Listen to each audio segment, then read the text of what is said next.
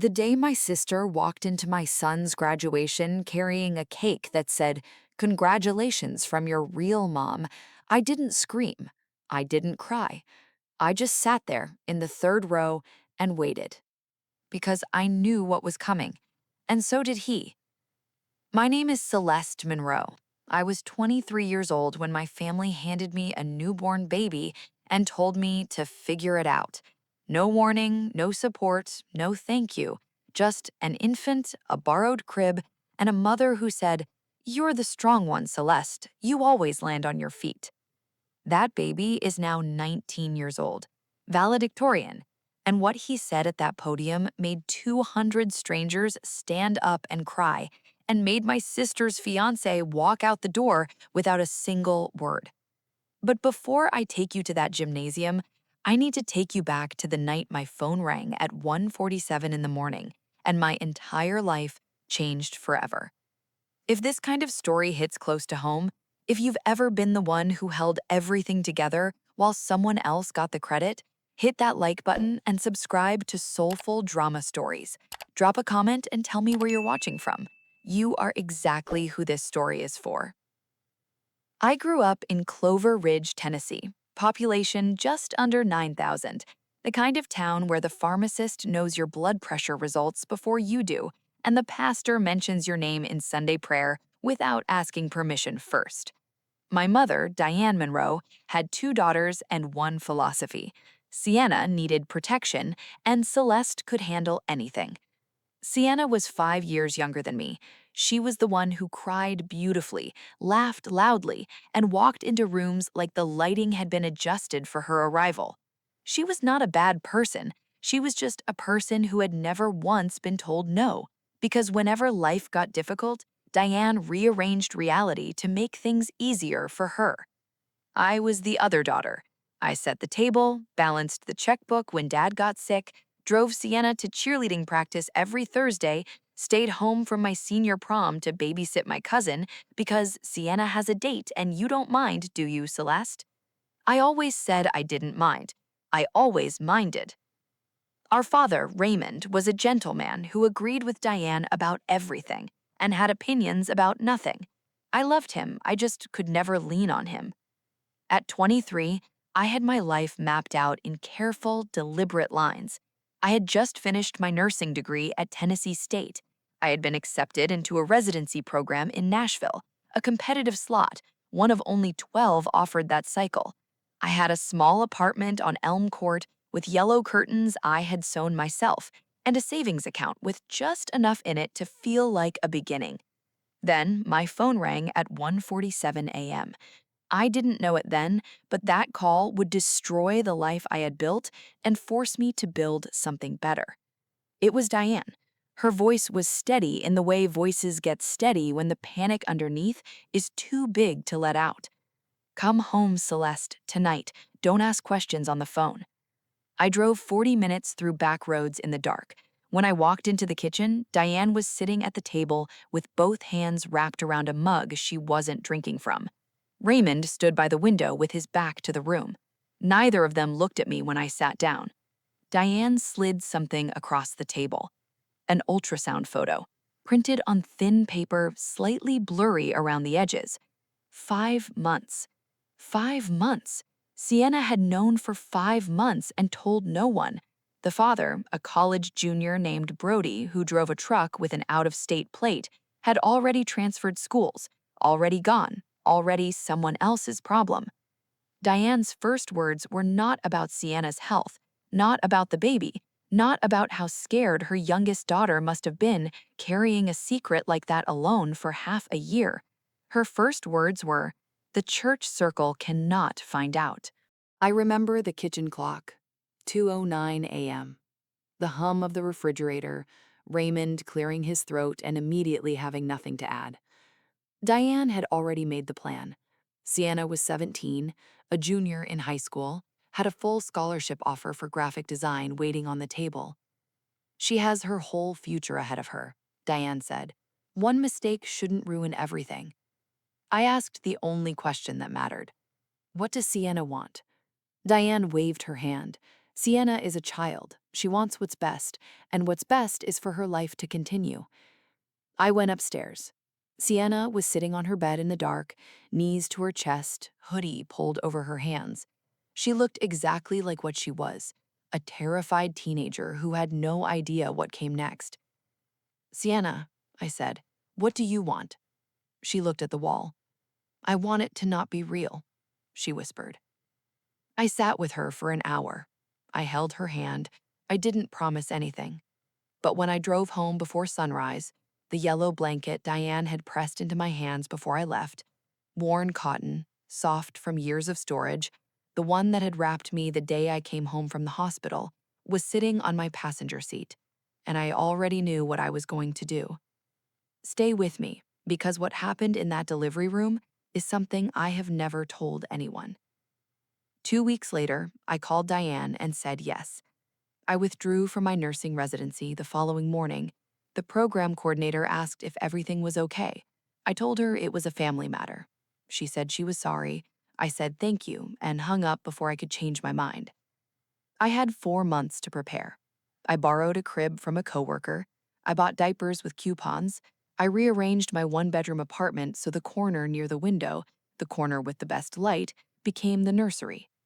Sienna moved through the rest of her pregnancy like she was watching it happen to someone else. Diane kept her home from school for the last trimester, told the neighbors she had mono. Raymond kept going to work. Nobody asked too many questions in Clover Ridge as long as the lawn was mowed and the Christmas lights went up on time.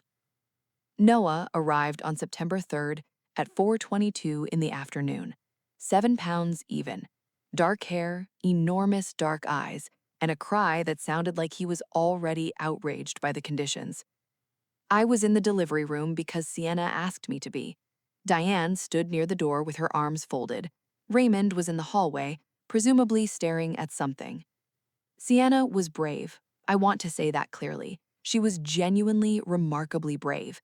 17 years old, doing something that would have broken most adults, and she didn't complain once. When Noah finally arrived, the nurse cleaned him, wrapped him, looked around the room. Who would like to hold him first? Sienna turned her face toward the window. Diane didn't move. The nurse looked at me. I stepped forward. 7 pounds. His eyes were squeezed shut. His fingers were curled like tiny fists ready for a fight he hadn't started yet. When I held him against my chest, he stopped crying. Just stopped, like he recognized something. The nurse asked who was taking him home. The room was silent for 5 full seconds. I am, I said. 4 days later, I carried Noah Monroe through the door of my apartment on Elm Court. Yellow curtains, borrowed crib, dollar store mobile hanging above it, 3 plastic stars turning slowly in the draft from the heating vent. I set him down. He looked up at the spinning stars with complete concentration. Welcome home, I thought. I have no idea what I'm doing, but I am not leaving. The first year nearly ended me. Noah had reflux. He cried for 3 to 4 hours every evening like clockwork. I learned to function on broken sleep. I learned to eat standing over the sink. I learned to shower in under 4 minutes because 4 minutes was exactly how long Noah would tolerate the bouncy seat before escalating to a sound that could strip wallpaper. I took a job as a medical records coordinator at a clinic downtown. Not nursing, but it used my degree, and the hours were steady. I brought Noah to a woman named Gloria, a retired teacher with 7 grandchildren and the patience of someone who had seen everything twice, who charged me $60 a week and genuinely loved him. I called Diane once, 11 o'clock on a Wednesday night. Noah had been crying for 3 hours. I was sitting on the bathroom floor with him on my chest because the vibration of the fan seemed to help. Mom, I need someone to come, just for one night, please. Diane's voice was calm. You chose this, Celeste. You're an adult. You'll figure it out. She hung up.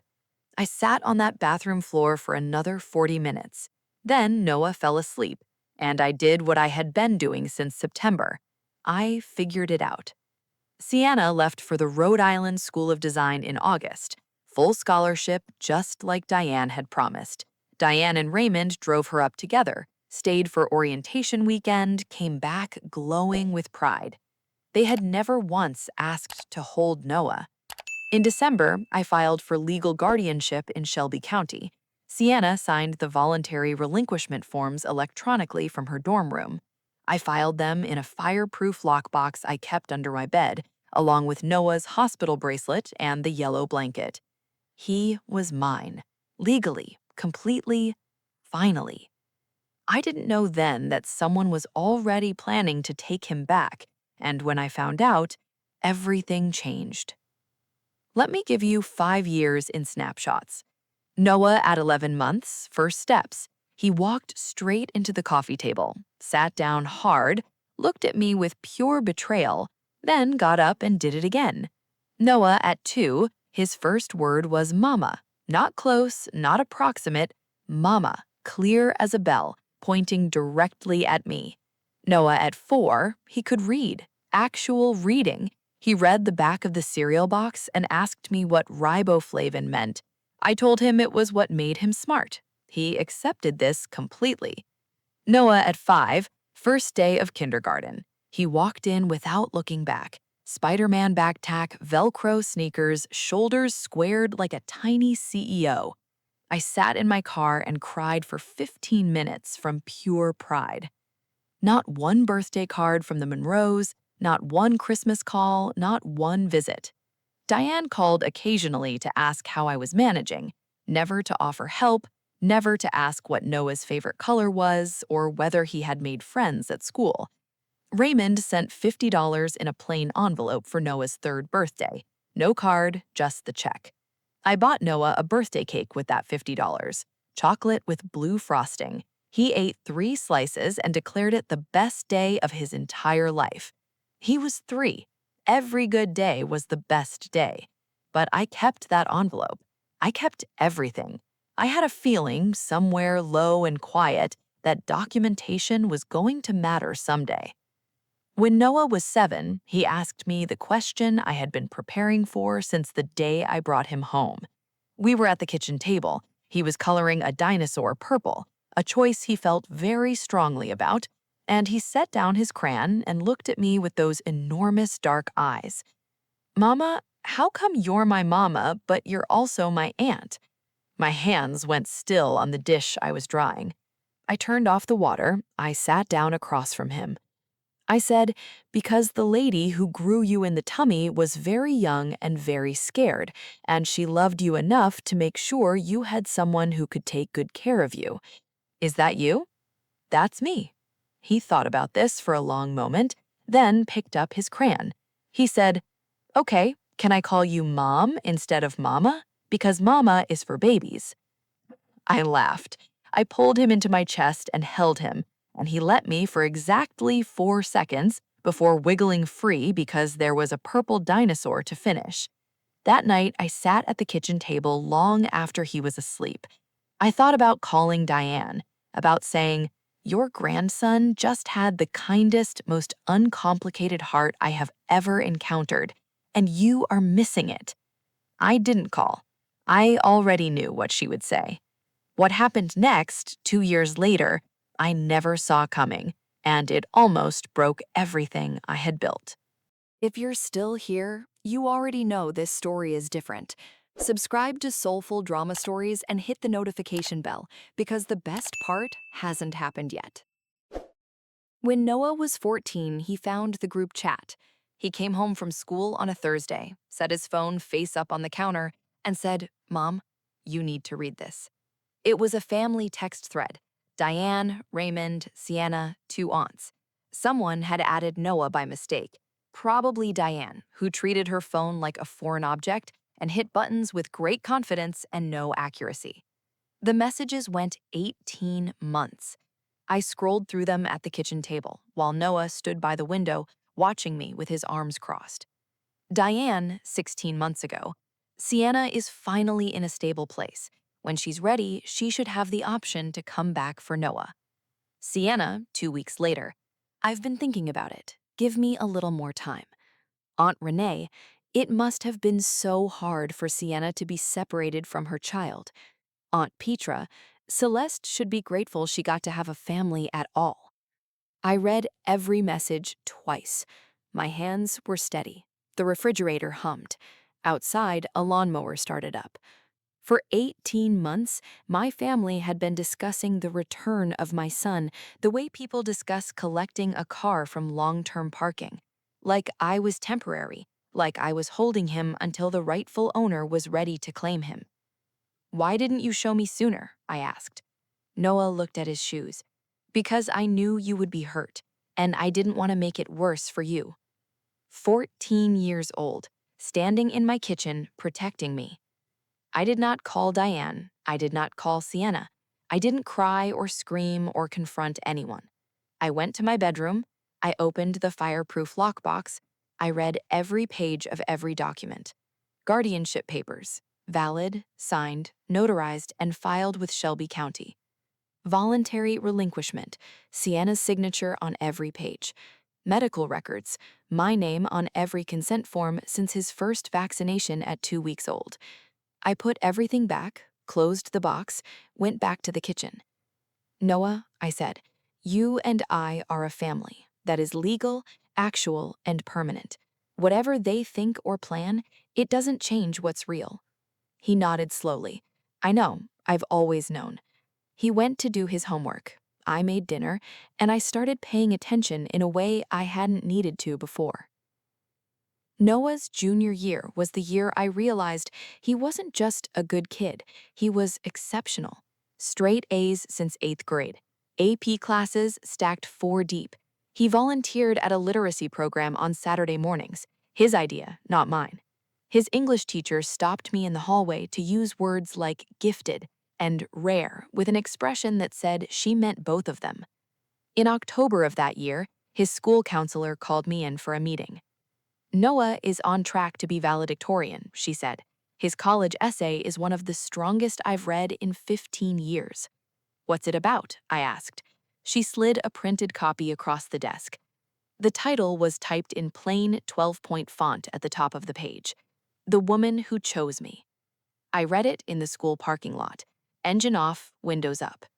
He wrote about the night I brought him home from the hospital, the yellow blanket, the Christmas presents wrapped in newspaper because I couldn't afford paper. The night he asked to call me Mom, and I cried. He wrote, "She never once asked for recognition. She just showed up every single day. She showed up." I sat in that parking lot until it got dark. 6 weeks later, Sienna reached out. She sent Noah a direct message on Instagram, professional headshot, 4,000 followers, a caption under every post that included words like manifest and abundance and my journey. The message read, "Hey, handsome, I know this might feel like a lot, but I'm your bio mom. I've thought about you constantly. I would love to connect. I'm going to be in town soon. Big occasion coming up." Noah set his phone face down on the table.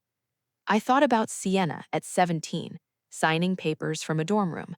Sienna at 36, typing, "I've thought about you constantly," with a professionally lit profile photo. Same avoidance, different packaging.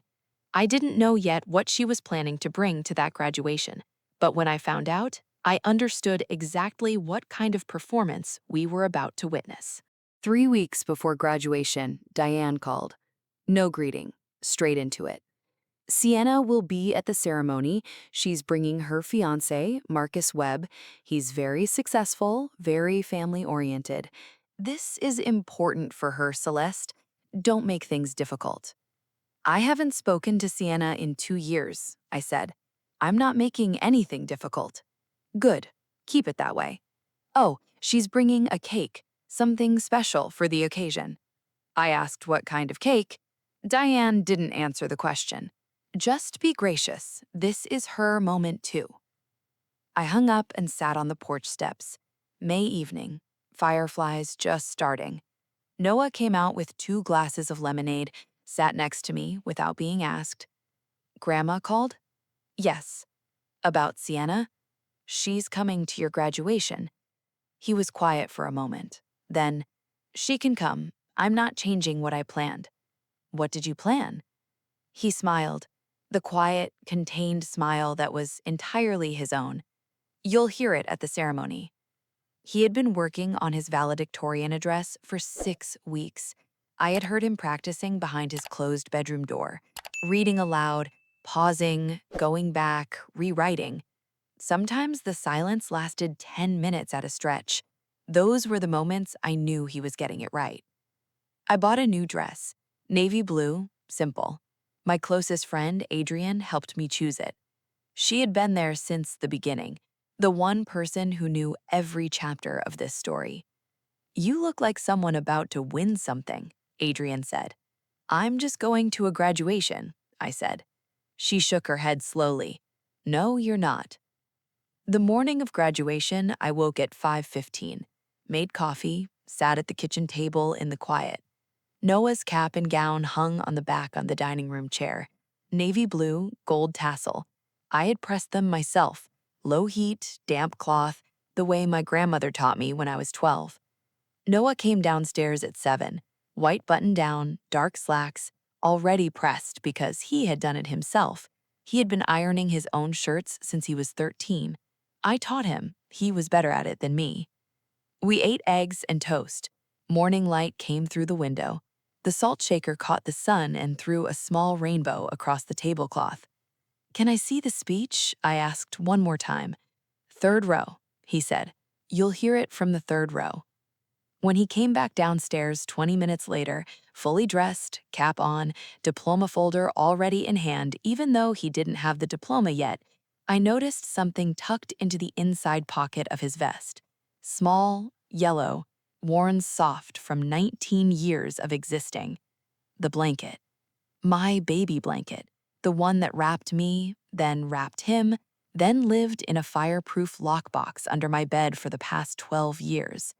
He saw me notice. He held my gaze. For good luck, he said. I picked up my keys. I didn't say a word. There was nothing to say. The gymnasium of Clover Ridge High School holds 400 people. Every seat was full. Adrian and I found the third row, left side, close enough to see the podium clearly. Then the back doors opened. Sienna arrived like a headline. Cream-colored dress, blonde hair in elegant waves, heels she had clearly practiced walking in. Beside her, Marcus Webb. Broad shoulders, expensive watch, the kind of man who enters rooms expecting them to rearrange themselves around him. He carried himself with the quiet confidence of someone who had been told a version of this story and believed every word of it. Behind them, Diane in a floral blazer, Raymond in a tie that didn't match his shirt, and in Diane's hands, a bakery cake on a plastic tray. White frosting, pink cursive lettering. Congratulations from your real mom. 200 people in that gymnasium, families settling into seats, students lining up in the hallway, and my mother was walking down the center aisle carrying a cake designed to erase 19 years of my life. I did not move. Adrian's hand found mine. Before the ceremony started, Sienna made her first move. She walked straight to the staging area, smiled at the volunteer at the door, said, "I'm Noah Monroe's mother," and walked through. I watched her find him in the line. She hugged him, full theatrical embrace, head tilted just enough for the people nearby to see her face. Noah's arms stayed at his sides. Then she walked back towards me, heels clicking, smile perfectly calibrated. She stopped at the end of my row, leaned close. Celeste, I want you to know, thank you so much for everything you did for my son. You were such an incredible help. She paused, placed her hand on my shoulder. But I'm here now. You can step back. Incredible help. 19 years, 6,900 days. Every fever, every nightmare, every first day, every broken heart, every permission slip, every midnight drive to the ER, and she called it incredible help. I did not respond because I saw Noah watching us from the staging area. His jaw was set, his eyes were locked on mine, and in those eyes I read one clear message: wait. So I waited. The ceremony moved the way all graduations move. The orchestra, the superintendent's speech, the sea of caps crossing the stage one by one. Sienna recorded everything.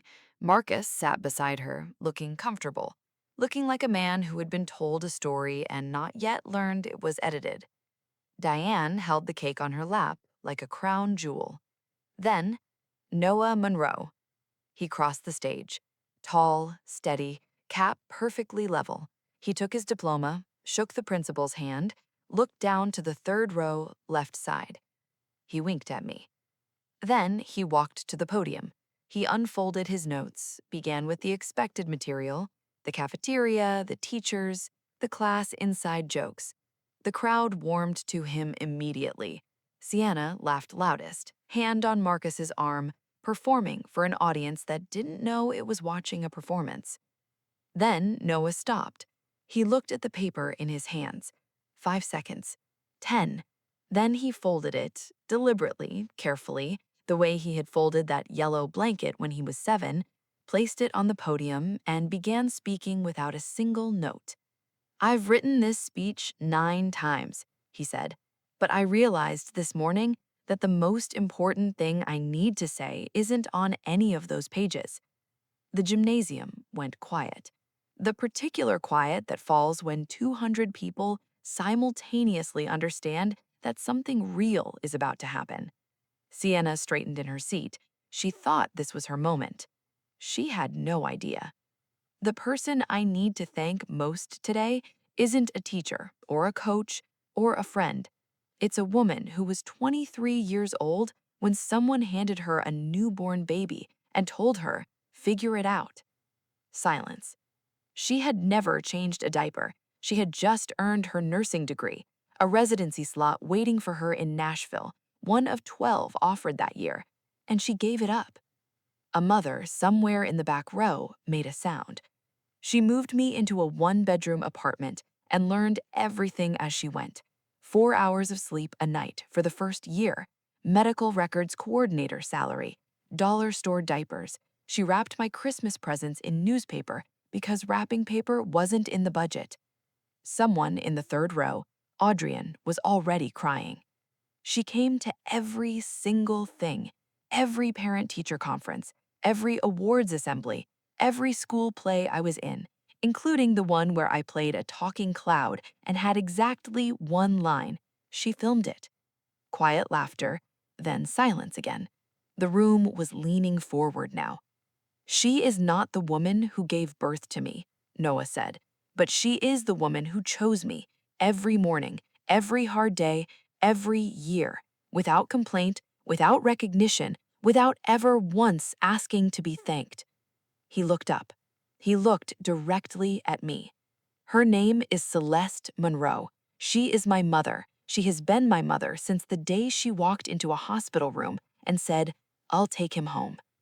The gymnasium erupted. 200 people, standing, clapping, several of them crying openly. The orchestra teacher in the corner pressing a program sheet to her face. The principal with her hand over her heart.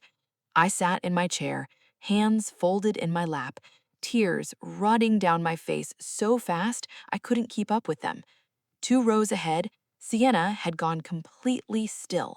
Her phone was in her lap, still recording, pointing at the ceiling.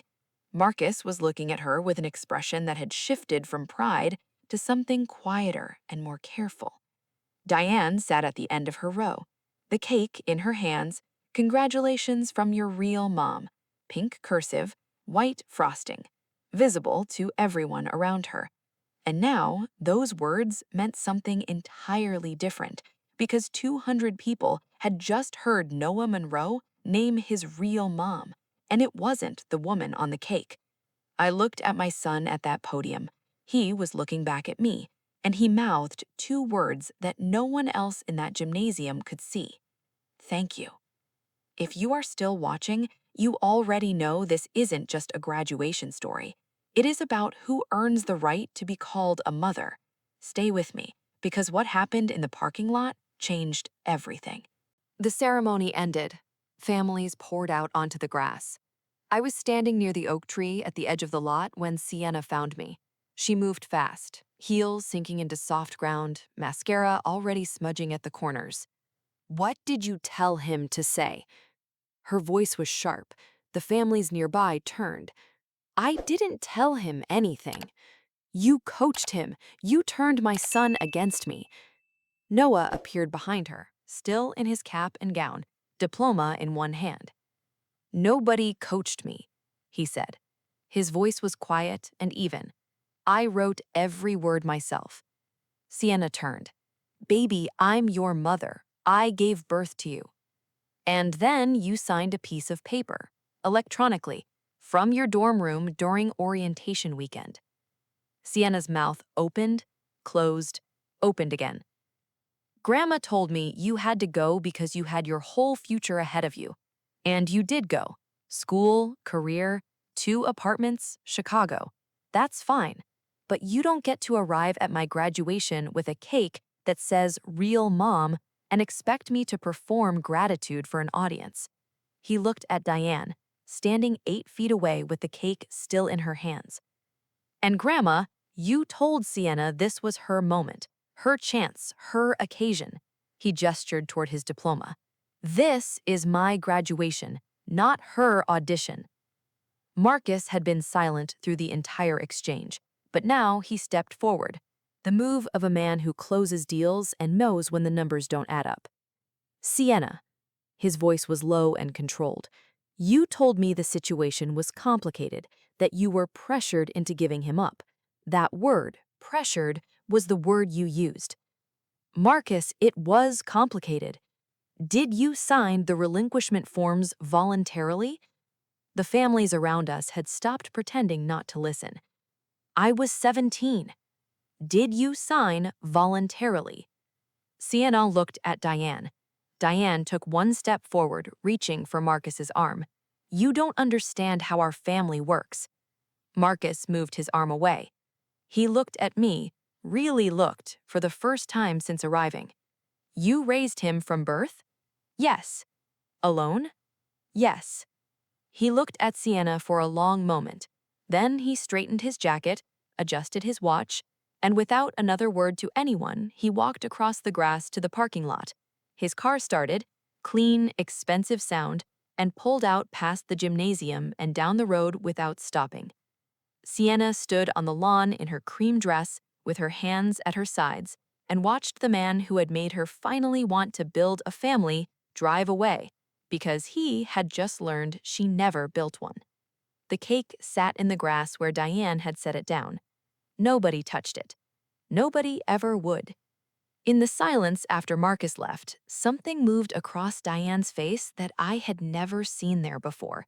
She was looking at Noah, not at Sienna, not at me, at Noah, standing in his cap and gown, diploma in hand, gold tassel catching the afternoon light.